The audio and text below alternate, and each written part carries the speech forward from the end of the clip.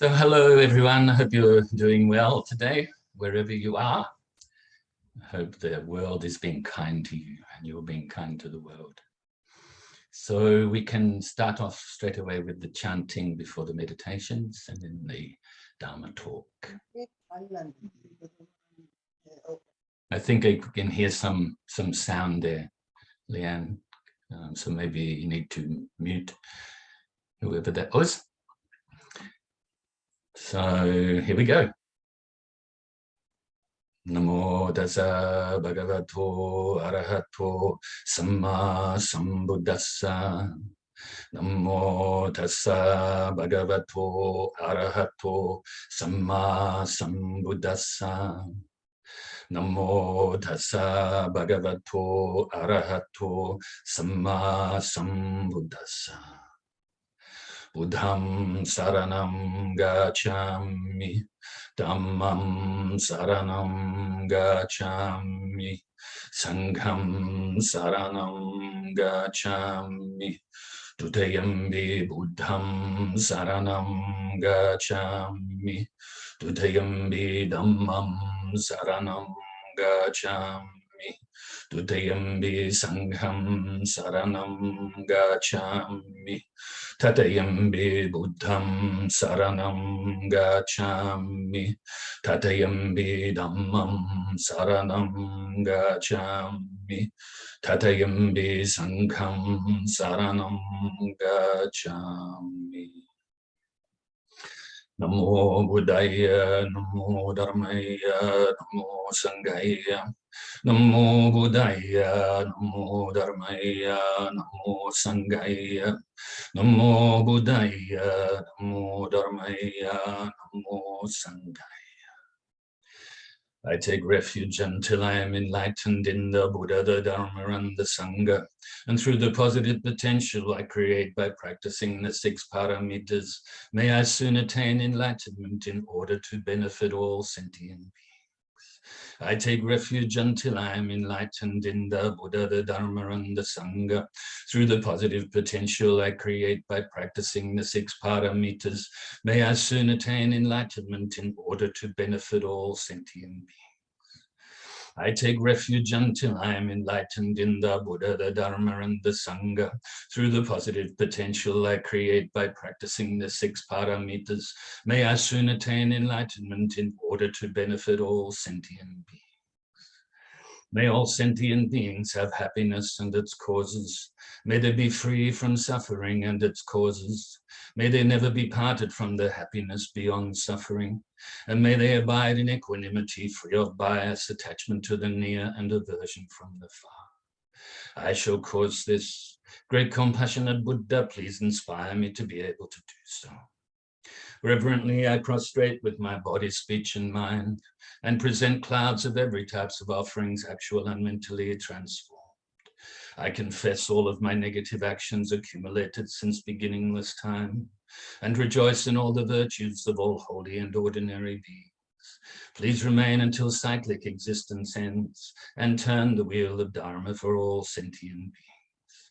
I dedicate the virtues of myself and others to the great enlightenment. However innumerable all sentient beings are, I vow to save them all. However inexhaustible my delusions are, I vow to extinguish them all. However immeasurable the Dharma teachings are, I vow to master them all. However endless the Buddha's way is, I vow to follow it completely. Om Mani Padme Hum. Om Mani Padme Hum. Om Mani Padme Hum. Tayata Gate Gate Paragate Parasamgate Bodhi Swaha. Tayata Gate Gate Paragate Parasamgate Bodhi Swaha. Tayata Gate Gate Paragate Parasamgate Bodhi Swaha. So now get yourself right for meditation. Initially, we will release the tension from the body, which will help us to release the tension from the mind. So once you're ready, just bring your mind inside your body, and we'll start at the tips of the toes, work the way up the legs, the upper torso to the shoulders, down to the tips of the fingers, and then back up to the top of the head. So you can take a little while to do this now.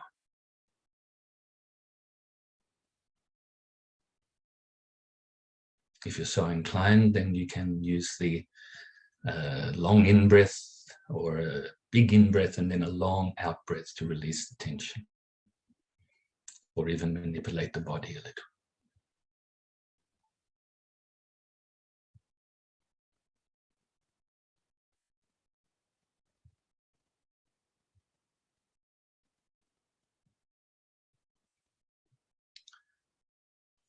So once you've done that, just scan the body briefly again, just to see if there's any leftover tension that you can release.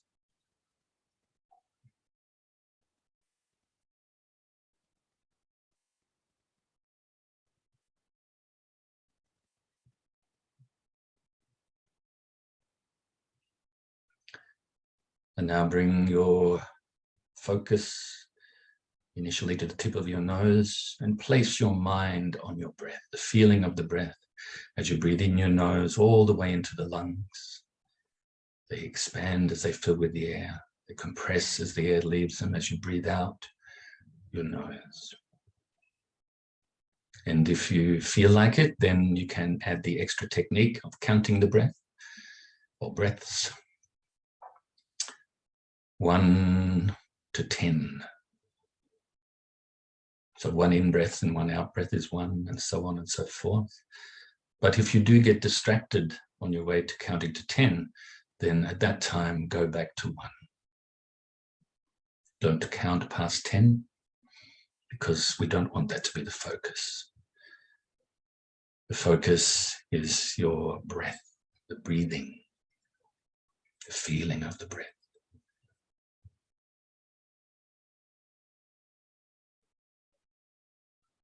So all we have to do right now is practice the meditation. Past is gone, future is not here.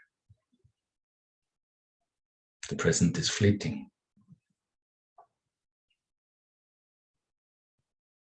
If thoughts arise or any other mental activity arises, don't cling to it. Don't grasp at it. Don't try to forcefully push it away either, or deny it.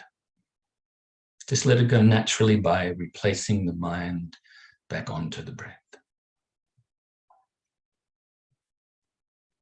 And if your mind starts to become a little bit dull, then replace your mind onto your breath more brightly. So let's practice like this in silence for a few minutes.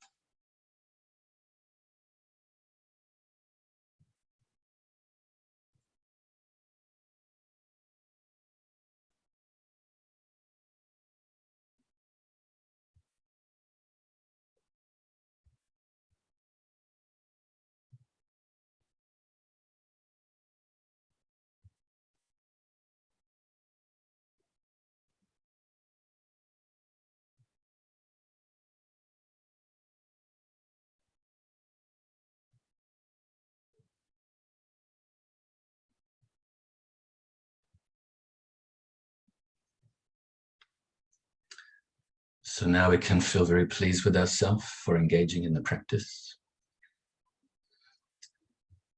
And fill yourself now with universal loving kindness, friendliness, harmlessness, forgiveness, acceptance.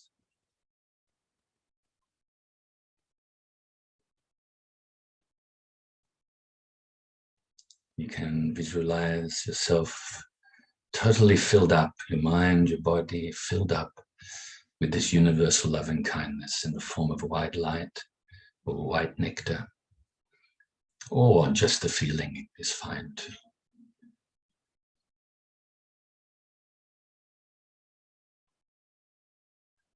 Now radiate this loving kindness out to others, initially to your loved ones, your family, your friends,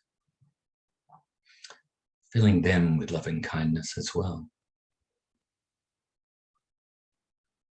And the wish that they be happy and free from suffering, and that they are peaceful.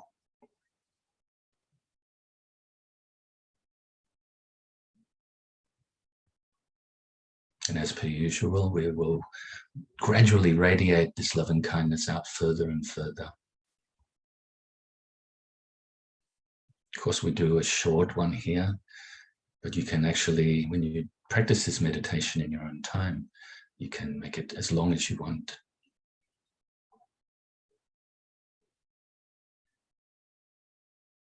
So radiate the loving kindness now also to strangers, filling their whole being with the loving kindness, wishing that they are happy, free from suffering, and that they are peaceful.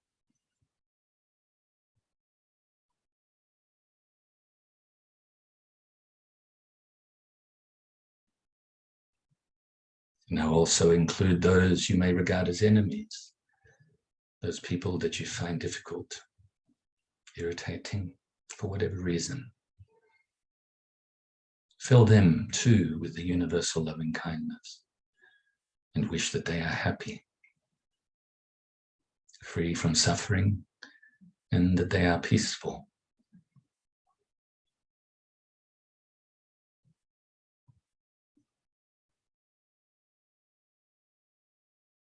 Gradually further and further now radiate your universal loving kindness to include those beings around your immediate area. The ones that live on the land, under the land, in the waters, fly through the air. And further to now include your whole state or county.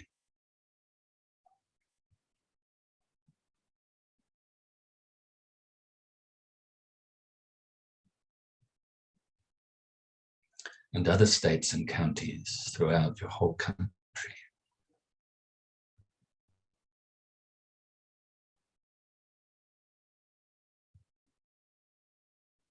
And other countries throughout the whole world. Initially those that you have an affinity towards. Maybe you know them, maybe you've lived there or come from there initially, or visited. Or even if you haven't gone there, for some reason you have a nice feeling about these places. Have your loving kindness radiate to these countries and to all of the living beings within them. And also those countries you don't know about, or know about just a little, but have no particular feelings towards. And those countries as well that you may have some sort of negative feeling towards. All throughout the whole planet, share your universal loving kindness. May all of the beings have happiness and its causes, be free from suffering and its causes. May there be peace everywhere. And you can visualize this is actually happening.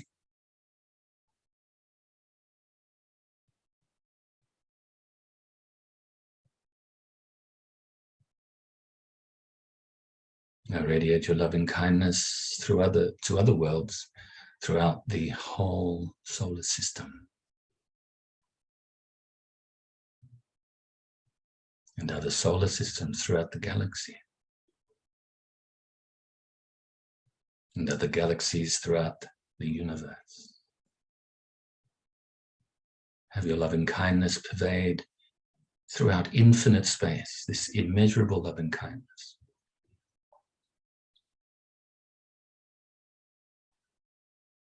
That is generated in your own mind. So you are this loving kindness.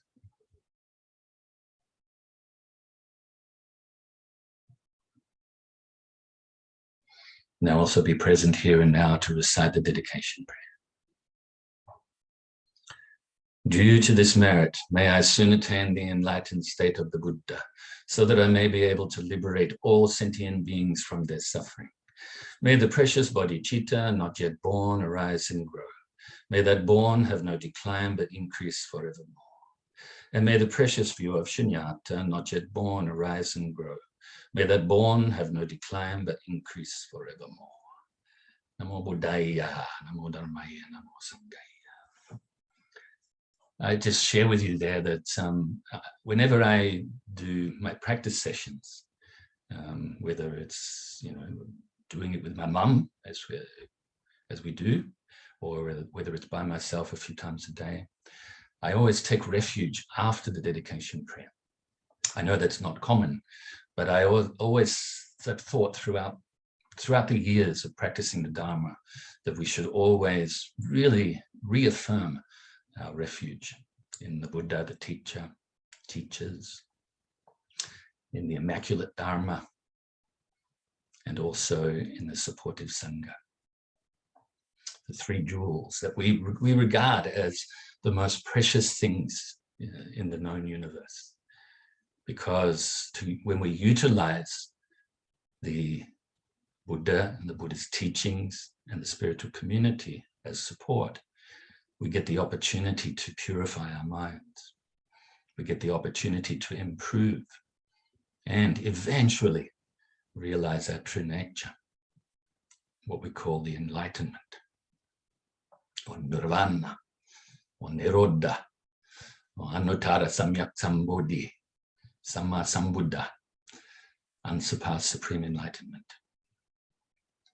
And so that's the first thing I mentioned. I've mentioned it fairly recently as well, so I won't elaborate on that. But there was a question that, in fact, a lot of questions related to refuge have come in over this, maybe 7, 8, 9 months now. And so, yeah, continue to do that. Like when we recite the prayer for it, when we recite the verse, whether in Pali, English, or Sanskrit, or any other language, then it helps us. We're utilizing our body and our speech to be able to reaffirm this refuge to ourselves, to our mind. But of course, it's the mind that will understand.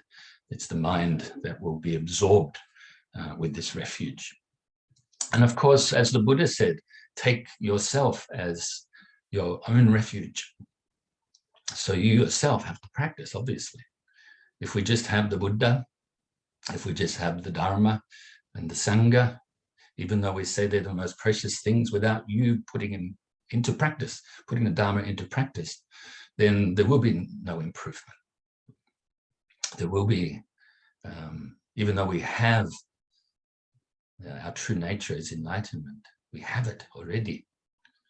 We have to unveil it, but we won't be able to do that unless we put the teachings into practice.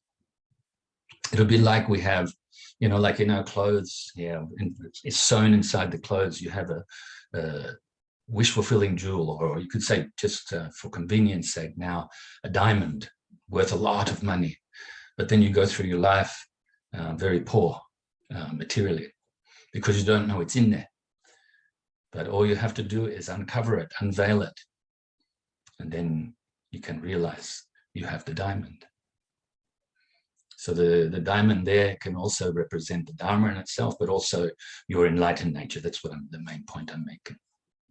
And so taking refuge is very, very important. Some other traditions, the Vajrayana tradition, also take refuge in the guru, the teacher, Namo Guru Be, and also in the meditation, the type of Vajrayana practice the person will take or engage in.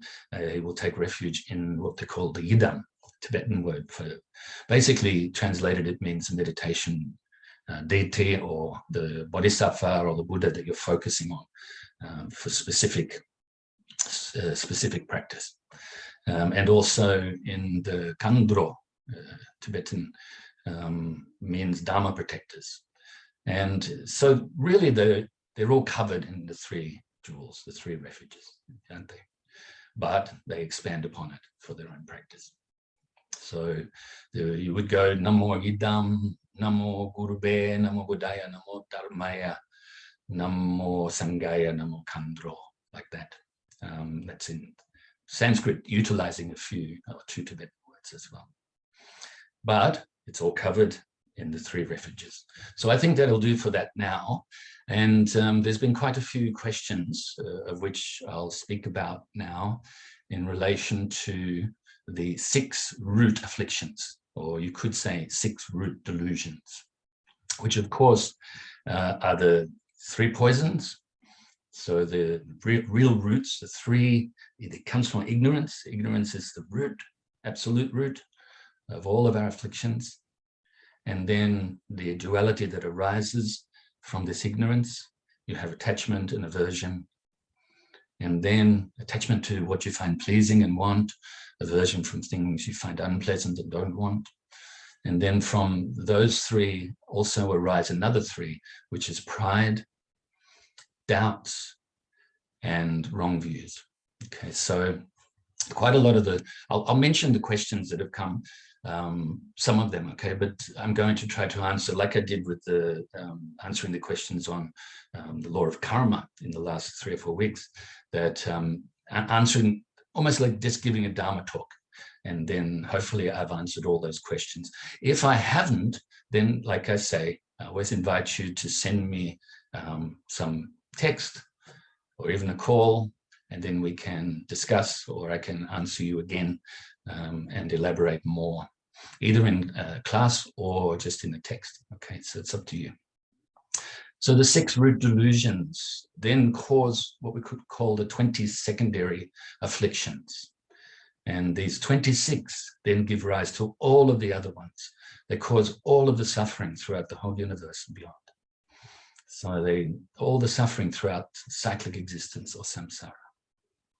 But once again, it comes back to the root. One of these questions related to, ignorance. Isn't wrong views, isn't that the same thing? Now, on the surface, it sounds like that, doesn't it? Wrong view, it would be ignorance.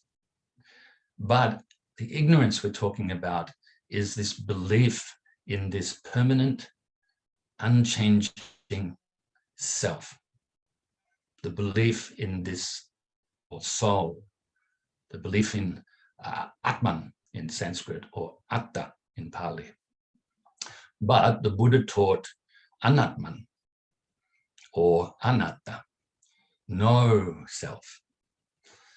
And also we could say Shunyata, emptiness of self, a lack of self. So this is obviously the wisdom of emptiness totally uproots this ignorance for obvious reasons. So this ignorance, we have this belief in a self, which automatically then creates this dualistic way of thinking, conceptual way of thinking, because we have the self of self, and then we have the self of other.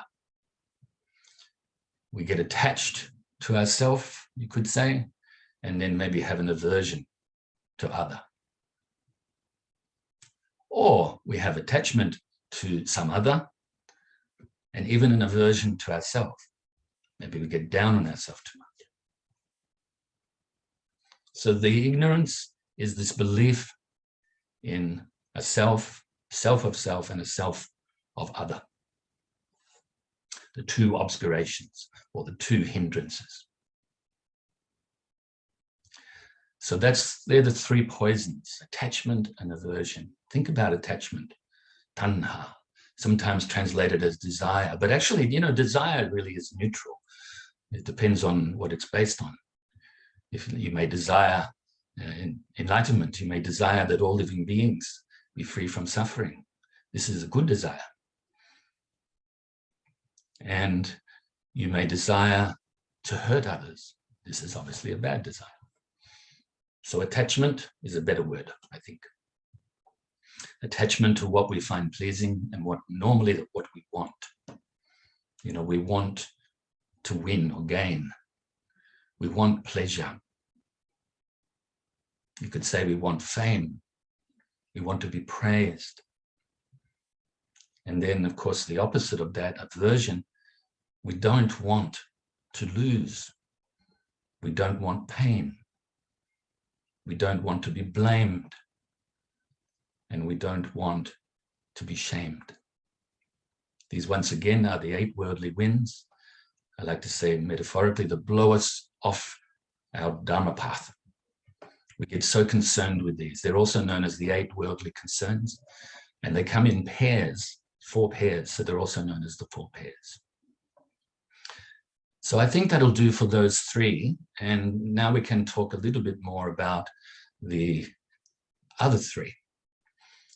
So addressing that question related to isn't ignorance the same as wrong views? Wrong views is an expansion, you could say. So the ignorance there is believing in something to be real that is not real, the self. And also maybe disbelieving that which is real. But generally, you could just sum it up very simply. It's a belief in this permanent, unchanging self and self of other. Whereas wrong views, you could say having the view that everything is permanent, but actually it's impermanent. Once again, having the view there is a self, you are a self, unchanging, permanent self, but actually there's no self like this. Thinking that you are experiencing happiness, even though it is suffering in a sense, it's unsatisfactory because it doesn't last. Of course, until you reach enlightenment, that is. Also, the wrong views means that you also don't believe in the law of karma. Maybe have an extreme view of nihilism, thinking everything just happens randomly, just by chance. Or you have the opposite of that and believe that in the eternalistic view of some sort of superior being controlling everything, or even you controlling everything yourself. So not believing in the law of karma, of cause and effect. So that's expression of wrong views, and others as well. You may think something is pure when it's actually impure, based on the ignorance. Because ultimately there's no pure or impure, because this is a dualistic way of thinking. You could say the ultimate reality is beyond that. So what we're talking about today, the Buddha said, the second noble truth, the cause of suffering is tanha, or attachment. Attachment to the self, self of other, and many, many things like your beliefs and opinions and everything. You have attachment to these things. You have attachment to wanting pleasure. You have attachment to existence and to non-existence. And then, of course, this gives rise, once again, to the opposite, which is aversion. So you could say, even though the Buddha said the attachment is the cause of suffering, yes, but you could say, based on ignorance, the ignorance is the root cause, and then the dualistic way of thinking arises, attachment and aversion. This is the second noble truth. Of course, the first noble truth is the noble truth of unsatisfactoriness or suffering. We want to free ourselves from this, so we must free ourselves from the cause or causes. That's why we need to know about these afflictions. the 3 poisons, and the 6 root afflictions. And then the other ones as well, which we've spoken about in detail many times over the years. So let's have a look at 2 others of the 6 root afflictions or delusions: pride and doubt. I'll look at doubt first. The doubt we're talking about, because the question actually came about doubt, they'd heard in the Zen tradition especially, speaks about the great doubt, and it's a good thing. Because, you know, for so many lifetimes we have this belief in a self. We have delusion, belief in things that are not real, etc. And this is a habit over time, over lifetimes. So now we get to the stage where we contemplate, investigate, analyze, whatever it is. It may be your mind, it may be something physical. And you give rise to this great doubt that your opinions, that your beliefs have been erroneous all this time. And then that will help you to practice and help you to purify your mind in good time. So that's the great doubt. Very different to the doubt, which is an affliction. Another word you could use is uncertainty. For instance, you doubt yourself, you doubt your abilities. You also could doubt the Buddha and the teachers, and doubt the Dharma, and doubt that the spiritual community can help you and support you in your practice, especially when times are tough. You can have these doubts, but the antidote for doubt is faith, and confidence, and trust. But of course, as the Buddha said, you can't just believe blindly. You can't have blind faith. So you utilize your ability to investigate and analyze and contemplate. So the antidote for this doubting yourself, doubting the teacher, doubting the teachings, is to develop this confidence in yourself, this trust in yourself, in the teacher and the teachings, and develop what we call faith. Remember, perfect faith in Buddhism is made up, you could say 3 or 4. There's 3 types of faith, and then when they're perfect together, then that's the 4th one. That's perfect faith. The first one is having faith in the good qualities of the teacher and the teachings, the Buddha and the Dharma. Then the second type of faith is faith of emulation, where you thoroughly check these good qualities and you want them for yourself now. You want to emulate these good qualities. And then, of course, the third type of faith is called the faith of conviction, where there's no more doubts. You've thoroughly checked it, you practiced thoroughly. And when these 3 are together, this is perfect faith. So that's the antidote for doubt and uncertainty. Then, of course, we have pride. Pride, the question, even the other day, it came again. It's come a few times over this period where people have said, you know, pride, having pride or being proud of yourself or your family, your children or whatever, isn't that a good thing? And I would say that maybe you're confusing it with self-confidence, like a good self-confidence. Even though we don't have self, but right now we believe in this. This is our habit right now. So we have to replace the negatives, obviously, with the positives, with the antidotes. So the problem with pride, let's say when we are dealing with others, if you put someone else above you, then the problem with this pride is it will give rise to jealousy and envy, negative states of mind. If you're with someone that you think is lower than you, it will give rise to arrogance and haughtiness. If you are with somebody that you think you are equal with, it can give rise to an unhealthy competitiveness. So you can see this pride based on the ignorance is not a good thing. And it's very limited as well. So the antidotes, think about this. The antidote for ignorance is obviously the supreme wisdom, the wisdom of emptiness. The antidote for attachment, obviously, is non-attachment, but also you could say is like a generosity, etc. The antidote for aversion is obviously loving kindness, friendliness, compassion, but also patience. The antidote for pride is humility, modesty,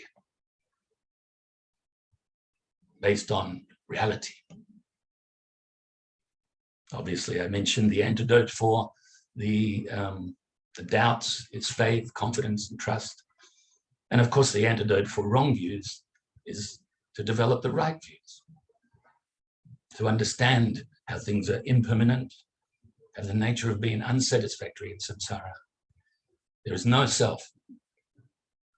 Nirvana is freedom from all of this, unconditioned. But right now we're experiencing cause and effect, the law of karma. So I know that we're under a minute, maybe 10 or 20 seconds to go, but I wanted to finish those last few sentences. So I rejoice in your goodness as always.